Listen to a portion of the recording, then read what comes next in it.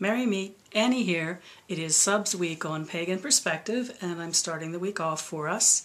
And our subject this week comes from a viewer by the name of Cruzy. And Cruzy gave us the subject of brewing. I think of the word brewing. I think of 3 or 4, according to how you categorize it, specific areas. And that would be ones many of you are probably familiar with: tinctures, infusions, and either vinegars or oils. I see oils left out of this threesome, but to me they're similar to the vinegars, so I consider that to be in the same category. Now, tinctures are alcohol-based. What you do need is a vodka which has a 100% alcohol level. But obviously working with tinctures is something that an adult will do, or a minor will do only working with a parent or a guardian, because we are working with alcohol.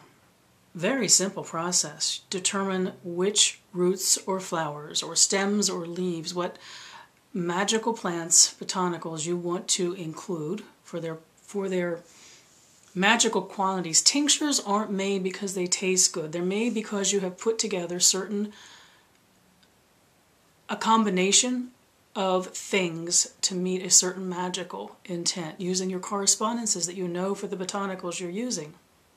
Fill a jar. Really fill it. Really almost pack it tight. I always think of a bird's nest, a loosely woven bird's nest. You just don't see a sprig of something floating in the alcohol in a tincture. You hardly see the alcohol. It's going to be that condensed and powerful of an abstraction. So fill your jar up, then level it to the top with the alcohol, cap it off. And this magic takes time. This is something that truly brews. Probably very powerful in its magic because of that, but it's not something you can whip up, use, and do your magic. This is something that is good for magic, where you will spend time with it. And as it brews, as it seeps over time, you keep your intention aligned with the purpose of the brew you've put together. Very powerful magic. And when it's done, when it's steeped long enough, you'll see guidelines about how long you get to where you kind of know how long. It's done when it's done. It's kind of like a year and a day. It's done when it's done. It's not done at any particular time. And then when it's done, you strain out all the botanicals, so you have just the alcohol left. And it is used either a tablespoon at a time, or it's sometimes mixed in with other fluids to have the essence widen up and expand through other liquids. So very powerful magic that is worked over a period of time. And I think all of us who work magic know that some magics need to be fast and happen now, and some need to be, we almost need a continuing relationship with them, and they grow and they become more powerful over time. So tinctures serve that purpose very, very well. Now, I'm not an expert herbologist, and by that I mean I could ingest something that would kill me and not know better. And that's because I have not studied. Study what you need to study before you start inhaling things or taking things into your body in any form. I have trusted sources. I have books I trust. I have a website that I really, really like. I'll put a link here.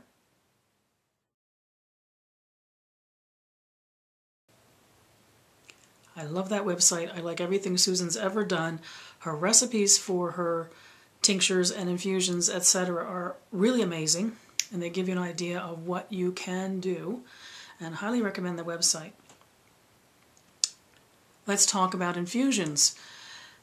I use infusions more often. I am not a person who tends to have the patience to work with a tincture.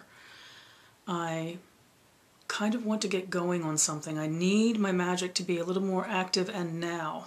And so making a tincture is not something I have done all that often. When I have, it's been perfect and powerful, and it was exactly what I needed to do. But more often than not, I liked infusions. An infusion is like making tea. You combine the herbs that you have decided on, again, for their magical intent, put them in some kind of a container, and cover them with boiling water. And I've heard people say warm water, that doesn't do it for me. It needs to be boiling water. To me, for a tincture and an infusion to be two different things. The immediacy of the infusion, which to me is the boiling water on top of the herb, is I need that for an infusion, but some instructions will tell you use hot water. Some will say boiling, most say boiling. Like I said, think of making a cup of tea.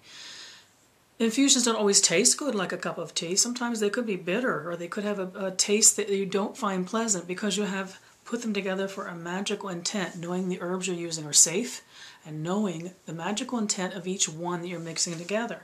They can also be put together because there's a combination of roots or stems or flowers or leaves that you find pleasing in some way that will relax you or invigorate you and taste good to you. Infusions can sometimes be drunk as quickly as you could drink a cup of tea. Sometimes they steep overnight. Infusions suit my nature better because they are immediate magic, where there is an intent in the way you build something and put the recipe together, pack your container, boil your water, which all of it becomes a ritual, pour the water in, and then within a short period of time, you have what you've created and you can take the magic into you. So I like infusions. And then I mentioned vinegars or oils, and often vinegars are separated out and oils are just left off this equation, but I find them to be similar. And that is, to me, that category is about what you put on food to enhance flavor, to create a dressing for vegetables, to enhance meat. The category of vinegar and oil, to me, is kitchen magic and kitchen witchery. And again, you could be combining them because certain things taste good, or you could be combining the herbs because it's that in a combination of a certain magical intent that you would like to cause with the oil or the vinegar. Again, it's simple. You pack your container with your herbs.